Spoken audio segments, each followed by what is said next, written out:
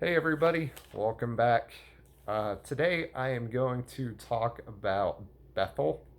So if you're a Jehovah's Witness, you definitely know what that means. I talked about this in an earlier video, so if you aren't sure, you can go watch that.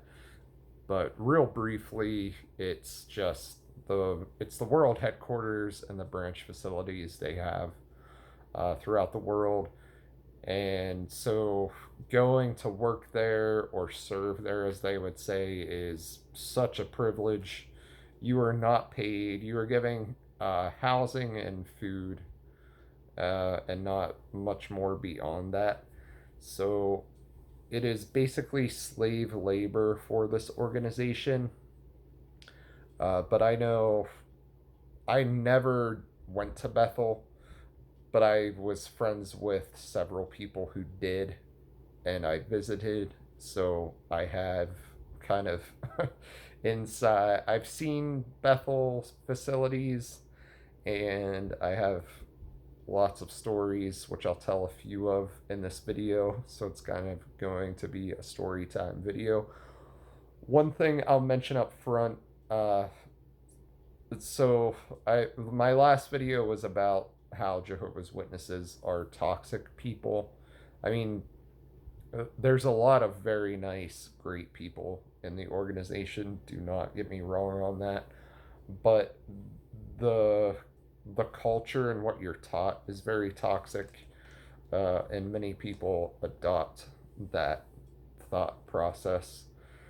So one thing that you will hear, so it's like I said, it's if you can go to Bethel and basically give up your life and work for free for them, like that is an amazing thing, and you are very much encouraged to do that. But they always say, they'll always push that, but they always say the statement, if your circumstances allow it. And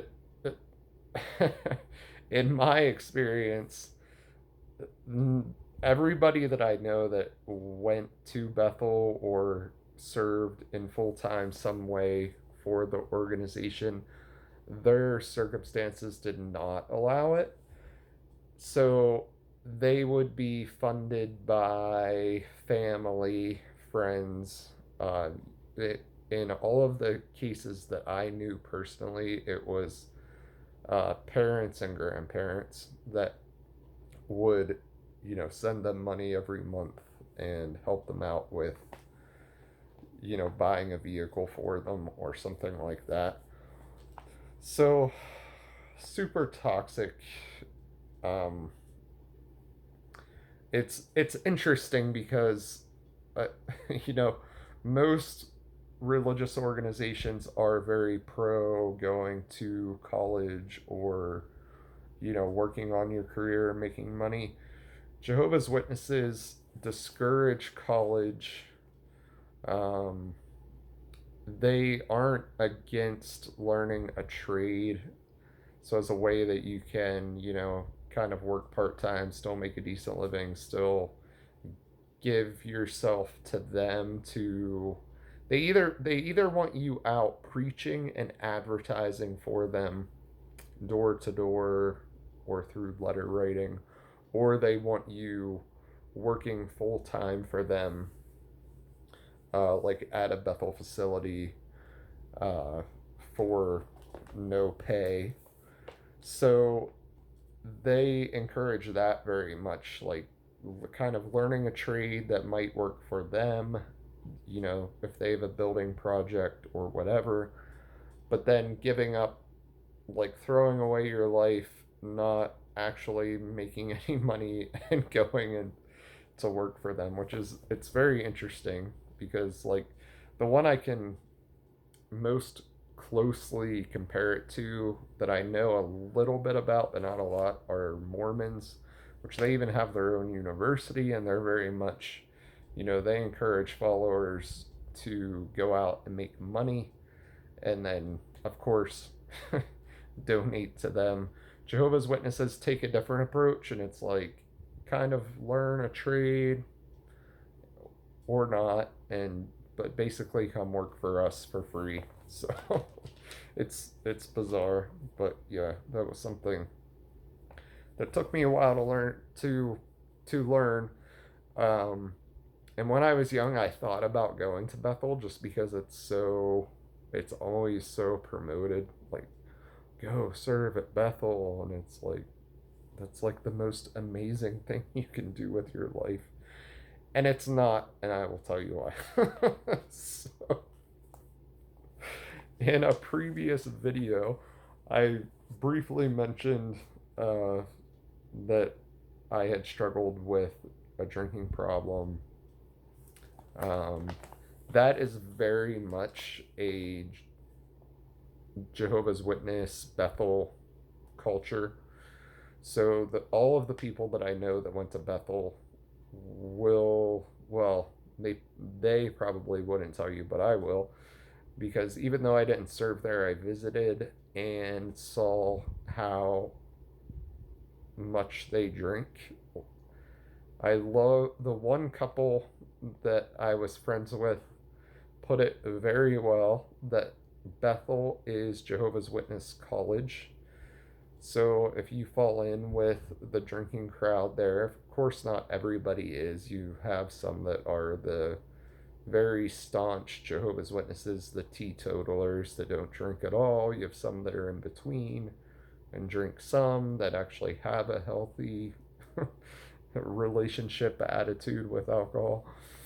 And then you have the ones that are like, it's Friday night, let's go party. We're going to go to the pub and then we're going to go back to our room and we have drinks and we're going to get wasted. So there's very much that culture among Jehovah's Witnesses. I think it's like, as I used it as a coping mechanism when I was a witness. I think a lot of witnesses do that, especially if you're at Bethel. I've like I said, I had five. So I have five close friends that went to Bethel, and I visited all of them while they were there, and I saw the what it's like to be there, and it's not great. It's a very regimented, strict schedule. Um, I, if I had to be there and live by that schedule and do something just for housing and food and not be get paid for it, I'm sure I would drink too if I could. So yeah. Uh, and then the stories of, so it's so funny because if you're a Jehovah's Witness, you can look up videos online. They put out what I would call propaganda, and it's about like serving God full time, like going to Bethel, stuff like that. And it's like it's the best life ever, and it's not. Like they all of them who went there had so many stories about just.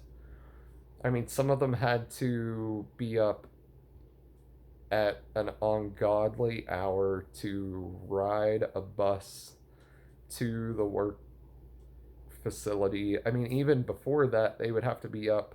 They would always have morning worship uh, before the day even started. You know, you'd have to meet at your with your group, eat breakfast, have morning worship.